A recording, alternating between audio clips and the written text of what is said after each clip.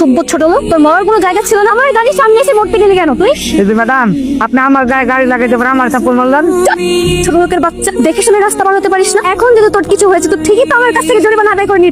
এই যে ম্যাডাম, সমস্যা কি আপনার? আমি গাড়িতে চড়ে দামি পোশাক পরে কি গরিব মানুষদের কি মানুষ মনে করেন না? ওকে থাপ্পড় দিচ্ছেন কেন? সেই কৈফিয়ত আমি আপনাকে কেন দেবো? কে আপনি? আমি হচ্ছি সাধারণ জনগণ। অন্যায় করছেন, ওকে সরি বলেন। হাউ ডেয়ার ইউ, তাই না? কানের নিচে একটা দিলে না, তখন বুঝতে পারবেন জনগণের শক্তি কি। সরি বলেন ওকে। তোর ভাগ্য ভালো যে আজকে আমার ইন্টারভিউ, এত সহজ করে ছাড়তাম। তুমি কোম্পানি বস?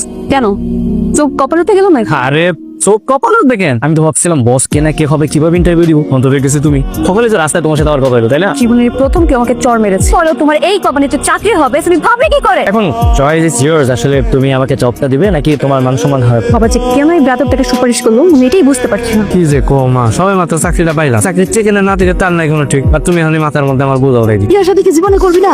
এক সময় আছে, সময় হোক, সময় হলে বিয়ে করুন যাবে। আমাকে ডেকেছো? হোয়াট?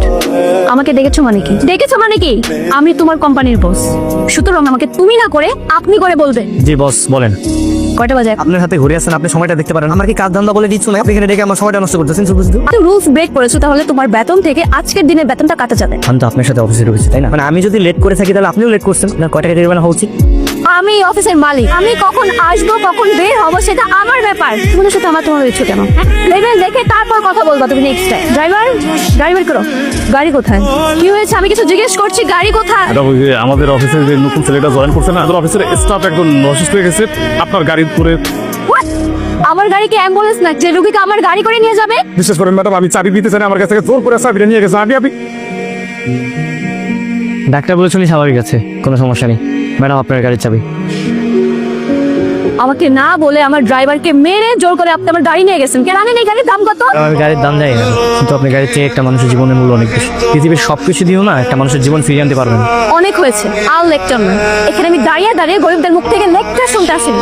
আজকের পর থেকে আপনার এই অফিসে কখনো চাকরি করতে আসবেন না, আপনার চাকরি নয়। একটা কথা মনে রাখবেন, অহংকার পতনের মূল। ভালো হয়েছে, চলেন সবাই আমরা সবাই কাজ করি। কাজে মনে রাখবি। এত রাজনীতি প্রতিশোধ নিতে পারবে। তুমি চুপ করতো বাবা, সব দোষ তোমার, সব তোমার জন্যই হয়েছে। তুমি যদি ওই ছোট লোকের চাকরি না দিতে তাহলে আজকে এমন দিন দেখতে তোমাকে সবার সামনে আমি অপমান করতে পারতো না। শোনমা, সমস্যা যেমন আছে সমাধানও কিন্তু আছে। তুই ওকে গোলাম বানিয়ে ফেল, মানে তুই ওকে বিয়ে করে ফেল।